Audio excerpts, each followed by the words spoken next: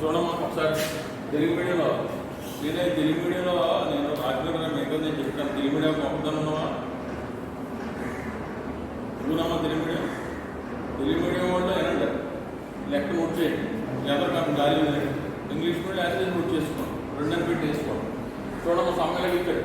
ప్రతి సమ్కి ప్రొపర్ ఇదే 2019-20కి కట్టమన్నాడు. 19-20 అంటే పన్ను ఇప్పుడు కడతాం. 19-20 అంటే 20-21 కడతాం పన్ను, అంతేనా?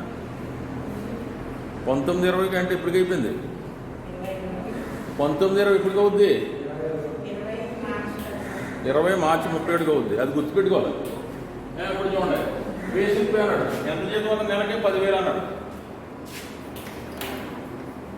బేసిక్ పే ఎంతమ్మా నెలకి? 10,000 అంటే 12 months ఎంతమ్మా? 1,20,000. ఇది 10,000 రూపాయలు. నెక్స్ట్ డిఏ కరువు బడ్జెట్ అంటే డిఎంఎస్ ఎలవెన్స్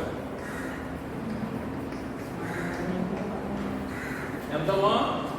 7,000 నెలకు 7,000 ఇంటూ 12 కొట్టండి. ఎంతమ్మా? 84,000. నెక్స్ట్ సిటీ కాంపన్సేటరీ ఎలవెన్స్ అంటే ఏంటి?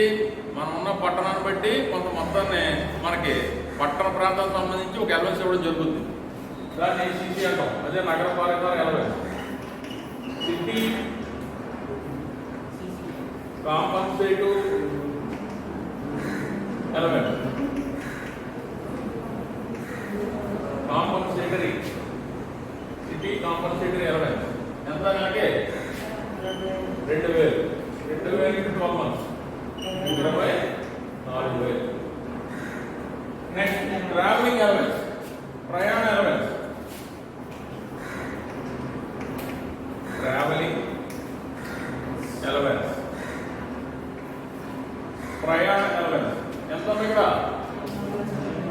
ఎంత నెలకి? ఫస్ట్ అండి 800 ఇంటూ 12 నెలలు అంటే ఎంతమ్మా? 9,600 రూపాయలు ఏడాదికి వచ్చేస్తుంది. ఇక్కడ చూడండి 75% ఫర్ ఆఫీస్ పర్పస్ అన్నాడు. అంటే మనకి ప్రయాణానికి సంబంధించి నెలకి మొదలేస్తున్నాడు. అందులో ఉద్యోగం ఎంత ఖర్చు పెట్టాడంటే 75% వృత్తి నిమిత్తం ఖర్చు పెట్టాడు. అంటే ఉద్యోగం నిమిత్తం ఎంత ఖర్చు పెట్టాడు? 75% ఖర్చు పెట్టాడు.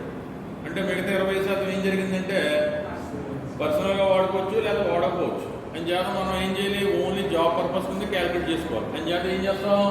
9,000లో 75% ఫార్ ఆఫీస్ యూజ్. అంతేనా? ఇక్కడ ఎంత ఉంది వాల్యూ? 9,600 ఇంటూ 75/100.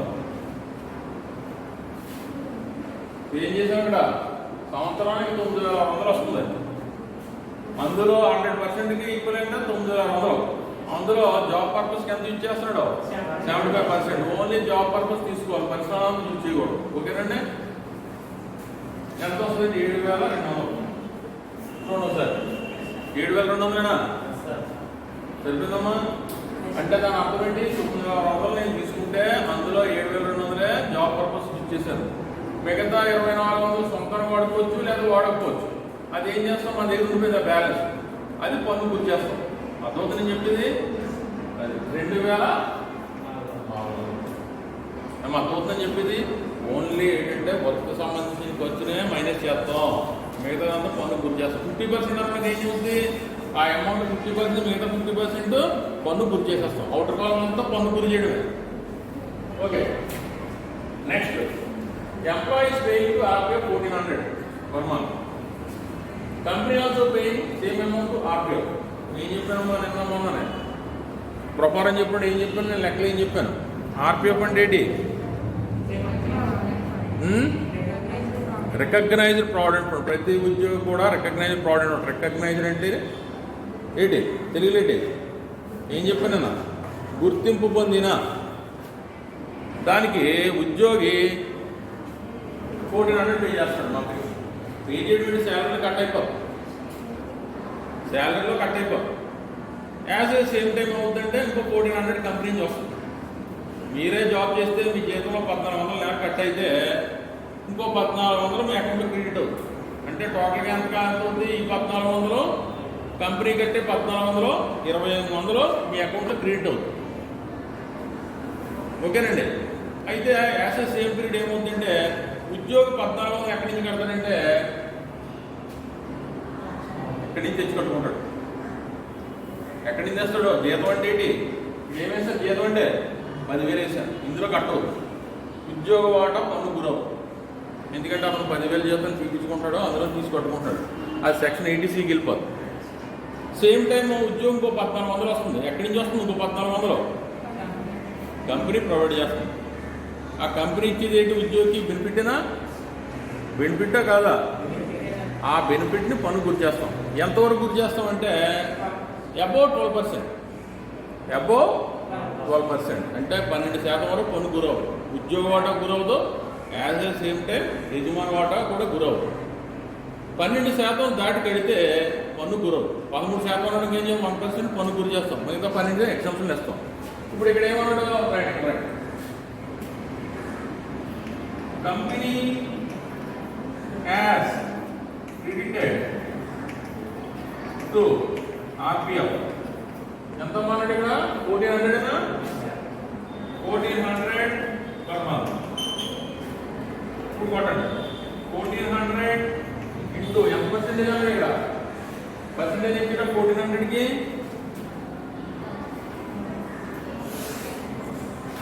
ఇవ్వలేదు. ఎన్ని ఇళ్ళమ్మా? 12 ఇళ్ళు. సార్ కొట్టండి. 14,000 12 16,000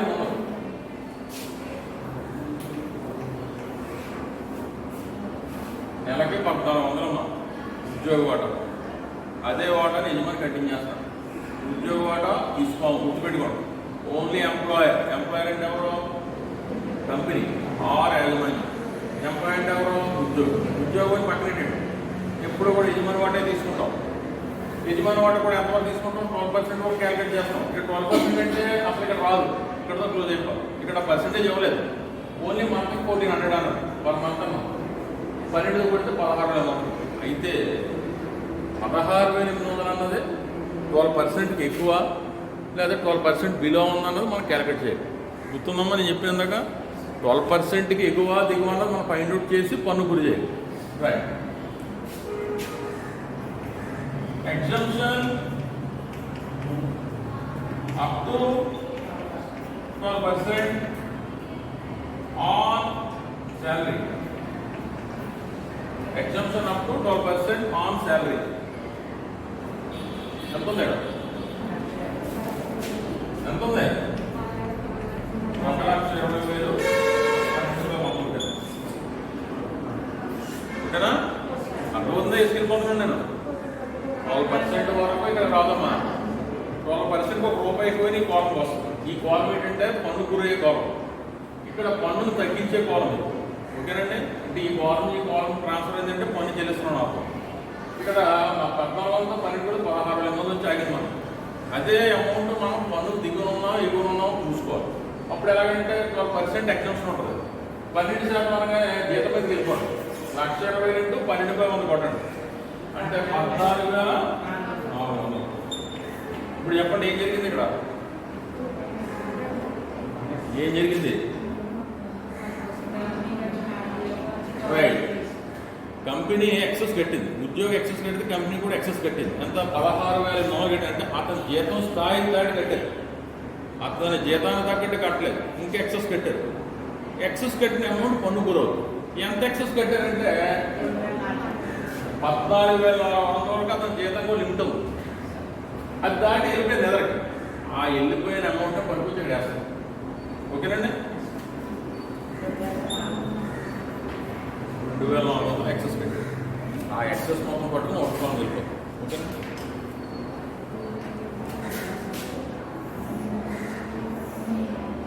next amount interest credited to RPF 15% ఈ 6,000. చూడండి, మనం ఏడాది PF లో నిల్వలు పెరుగుతూ ఉంటాయి.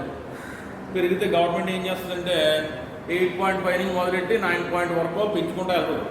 అయితే మరి లెక్క చేసిన 9.5 మీద కడతాం, ఎందుకంటే ఈ ఏడాది 8.63 ఈ ఏడాది అంటే లాస్ట్ ఇయర్, ఈ ఏడాది కూడా 1% అటు ఇటుగా కడుతూ ఉంటాం. అని చేత మనం లెక్క చేసినప్పుడు రెగ్యులర్గా ఫార్మేట్ ఫాలో అవుతాం. ఏంటంటే ఫార్మేట్ 9.5% వడ్డీ రేటు కడతాం. అంటే 9.5 అన్నదే రెగ్యులర్ ప్రాసెస్. వడ్డీ అంటే లక్షకి ఎంత 9.5 అంటే బ్యాంకులో డిపాజిట్ చేస్తామా, బోర్డు పెడతాడు 60 ఏళ్ళు లోపు ఉన్న వాళ్ళకి 6.5 అంటాడు, 60 ఏళ్ళు దాటిన వాళ్ళకి 1%, సీనియర్ సిటిజన్కి 1% అంటాడు. అంటే అర్థం ఏంటి, మనం కడితే లక్షకి 7,000 వస్తుంది. అదే 60 ఏళ్ళు దాటిన కడితే ఇంకో 5%, 0.5% ఎక్స్ట్రా ఇస్తాడు వడ్డీ. అంటే ఇంకొక 500-600 ఎక్కువ వస్తుంది. బోర్డు చూడండి ఒకసారి, బ్యాంకుల దగ్గరికి వెళ్తే బయట ఉంటుంది, వడ్డీ రేట్లు అని ఉంటాయి డిపాజిట్స్. ఓకేనండి, టర్మ్ డిపాజిట్స్ అని, సేవింగ్స్ అకౌంట్ అని ఇలాంటివన్నీ ఉంటాయి. అలాగే పిఎఫ్ కూడా ఎంత ఉంటుందంటే రెగ్యులర్ రేటు 9.5. అయితే ఒడిదుడుకు గురైనప్పుడు తగ్గుతూ ఉంటే పెరుగుతుంటే బ్యాంకులు అయినా సరే ఏమైనా సరే. అయితే మనం లెక్క కట్టినప్పుడు ఏం చేస్తామంటే ఒకే ఒక వాల్యూని తీసుకుంటాం. ఆ వాల్యూ ఏంటంటే 9.5. ఓకేనండి. ఇంట్రెస్ట్ క్రెడిటెడ్ టు ఆర్పిఎఫ్ ఎంత మీద 15% ఈజ్ 6,000. నేను రాశాను ఇక్కడ ఇంట్రెస్ట్ రేట్ ఆర్పిఎఫ్ 15% 6,000. అంటే వడ్డీ ఏకంగా 15%. అంటే పబ్లిక్ ఇంట్రెస్ట్ వచ్చేస్తుంది. పబ్లిక్ ఇంట్రెస్ట్ అంటే బయట ఇచ్చే వ్యక్తుల ఇంట్రెస్ట్ వచ్చేస్తుంది. కానీ అది కరెక్ట్ కాదు. గవర్నమెంట్ దృష్టిలో ఎప్పుడు కూడా ఇంట్రెస్ట్ ఎప్పుడు 10% బిలో ఉంటుంది. గవర్నమెంట్ సంబంధించి ఏ ఇంట్రెస్ట్ అయినా వడ్డీ రేట్లు ఎంత ఉంటుంది, రూపాయికి తక్కువ ఉంటుంది. గుర్తుపెట్టుకోండి. నేను 10% అంటే ఎంత అవుద్ది, 90 పైసలు అవుతుంది, 80 పైసలు. 12% ఎంత అవుద్ది, నెలకు రూపాయి అవుతుంది. ఓకేనా, మీకు అర్థమవుతుంది నేను చెప్పేది. అంటే ఎప్పుడు కూడా గవర్నమెంట్ ఏ ఆర్గనైజేషన్ అయినా వడ్డీ రేట్ ఎలాగిస్తుందంటే 12% బిలో ఉంటుంది. మ్యాక్సిమం 10% దగ్గరికి వచ్చి అయిపోతుంది. ఏమండి, అలాగే ఇంట్రెస్ట్ రేట్ కింద చెప్పాను 15% కట్టాడు. కానీ ఎగ్జామ్స్ ఎంతవరకు interest up to 9.5 exemption.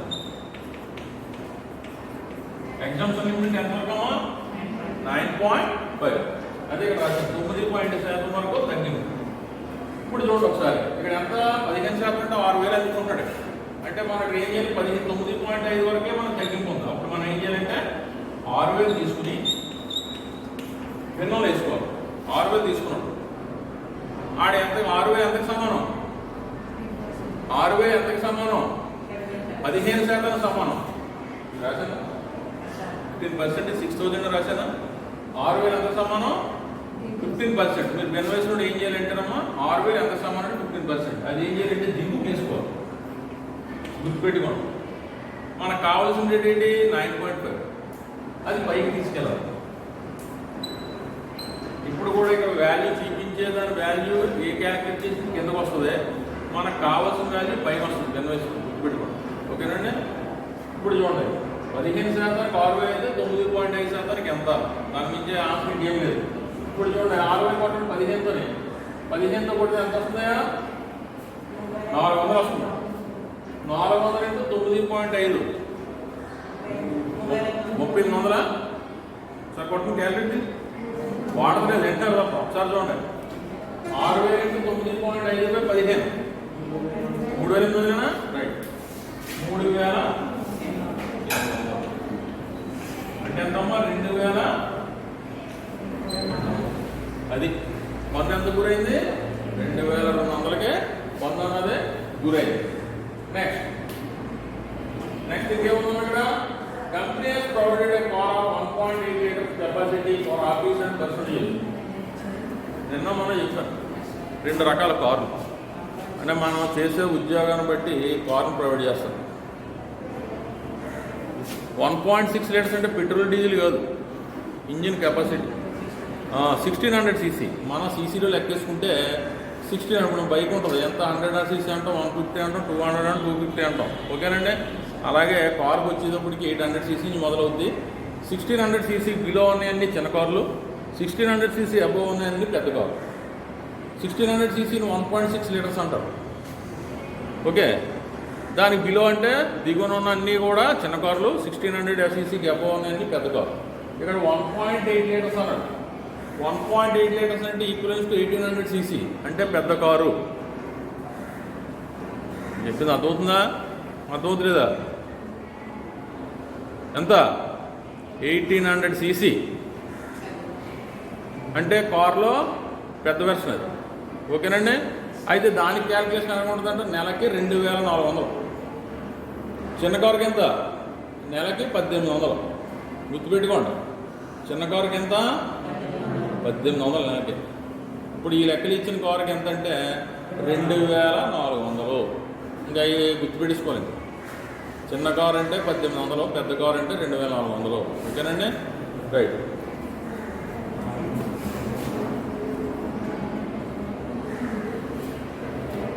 Car value రాశారు. ఏంటి ఇక్కడ రాసుకోండి. 1.8 లీటర్స్. 1.8 litres is 1800 cc. ఏ రాశారు ఇక్కడ? 1800 cc.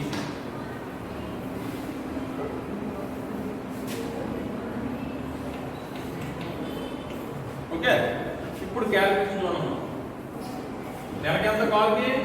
2400 into 12 months. ఇక్కడ చిన్న క్లారిఫికేషన్. డ్రైవర్ జీతం తీసుకోవచ్చు, అది చెప్పినా చెప్పకపోయినా. డ్రైవర్ శాలరీ ఏదంటేనమ్మా చిన్న కారు అయినా పెద్ద కారు అయినా నెలకి 900. నెలకెంత? 900. ప్రస్తుతానికి ఈ లెక్కలో నేను తీసుకోను. రేపు డ్రైవర్ శాలరీ అని చెప్పినట్టు తీసుకుంటాను. ఒకవేళ ఎలా ఇచ్చినా తీసుకోవచ్చు, కానీ కింద నోట్ రాయాలి. We are taken car value and driver salary also తీసుకోవాలి. అంటే అక్కడ చిన్న కారు పెద్ద కారు ఉన్నాడు, డ్రైవర్ వచ్చాడు. నెలకి 900 ఇంప్లిమెంటేషన్ చేస్తాం. నెలకెంత? 900 రూపాయలు. ఏంటి? Car driver salary. ఓకేనండి. అది ప్రస్తుతానికి ఏంటి? లెక్క వచ్చాడు, ఉన్నట్టే చేసేస్తాం. ఎంత? 2400. కార్ వాల్యూ ఎంత? నెలకి 2400 ఇంటూ 12 నెలలు. కొట్టండి. 28,000. దీనికి ఏ ఎగ్జామ్స్ లేదు, డైరెక్ట్ వాల్యూ కాబట్టి 28,000 నమోదు చేశాం. ఓకేనండి.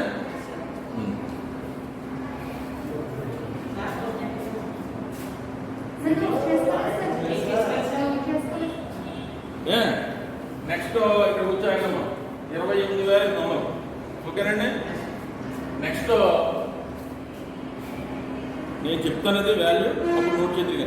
ఫస్ట్ ఒక 2 లైన్లు తీసేస్తాను, నేను చెప్తాను.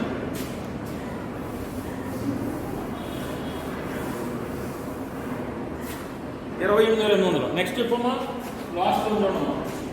Is paying subsident tax 2400 per annum. సంవత్సరానికి 2400 కడుతున్నాడు. ఎక్కడొస్తుంది?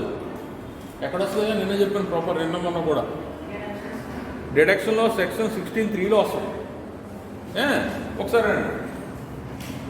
ఈజ్ పేయింగ్ అన్నాడు, ఎంప్లాయర్ పేయింగ్ అన్నాడు. అప్పుడేం చేయాలి? ఈజ్ పేయింగ్ అన్నాడు, ఉద్యోగం పెట్టేసుకుంటాడు. ఆ సెక్షన్ 16(3)లో వస్తుందని చెప్పేస్తున్నాం ఎగ్జామ్స్లో, డిడక్షన్లో. అలా కాకుండా ఎంప్లాయర్ పేయింగ్ అంటాడు, లేదా కంపెనీ పేయింగ్ అంటాడు. అప్పుడు ఏం చేయాలంటేనమ్మా, ఇలా చూడండి. కంపెనీ పేయింగ్ అన్నాడు అనుకోండి, అప్పుడు ఏం చేయాలంటేనమ్మా ఇక్కడ తీసుకోవాలి ఒకసారి. ఎక్కడ? ట్యాక్స్ గురి చేయాలి. తర్వాత ఎగ్జామ్స్లో లెస్ చేయాలి. అంటే మన పేర యజమాని ప్రొఫెషనల్ ట్యాక్స్ కడితే ఒకసారి పన్ను గురి చేస్తాం, ప్లస్ చేస్తాం, 2సారి మైనస్ చేస్తాం, 0 అయిపోతుంది.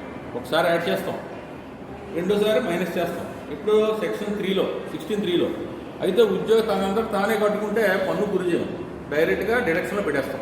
ఇక్కడ జరిగింది అదే. ఉద్యోగ వాట తనంతా తానే కట్టు, ఈజ్ పేయింగ్ అన్నాడు అంటే అతనే కట్టుకుంటున్నాడు కాబట్టి పన్ను గురి చేయండి. రేపు లెక్కలు వస్తే అది వస్తుంది పాయింట్. ఏమో ఇది ఏం చేస్తానే కుటుంబం మీద ఒక టోటల్ సార్ చేయడం ఇది.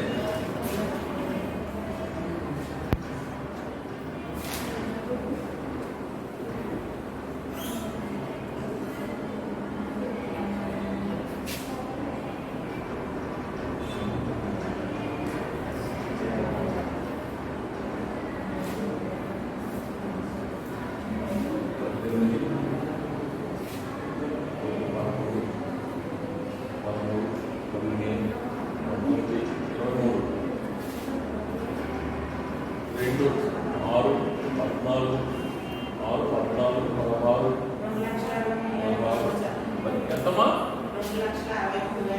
2,63,000. సరిపోయిందమ్మా కరెక్ట్గానే?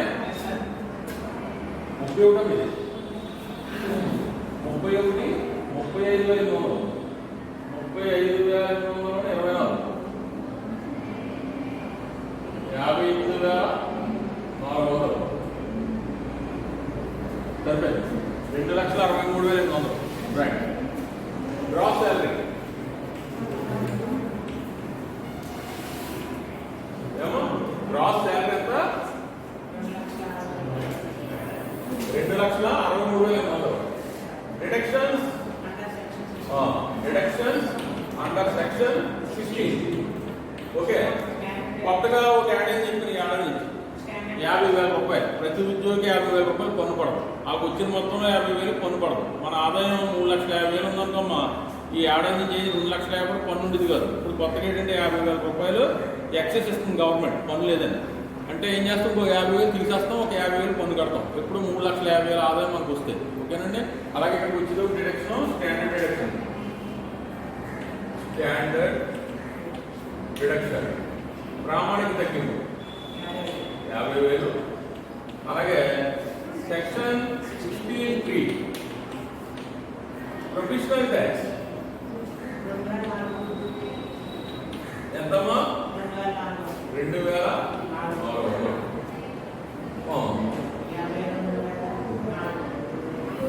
52,400 తీసేయండి. ఇది ఏంటో మీరు లెసన్ పెట్టండి. 4 ఎంతమ్మా? 2,11,400. ఇది income from salary, tax to salary లేదా అలాగే income from salary, tax to salary. ఓకేనండి. నేను బిగినింగ్ ఎక్స్ప్లెయిన్ చేస్తాను.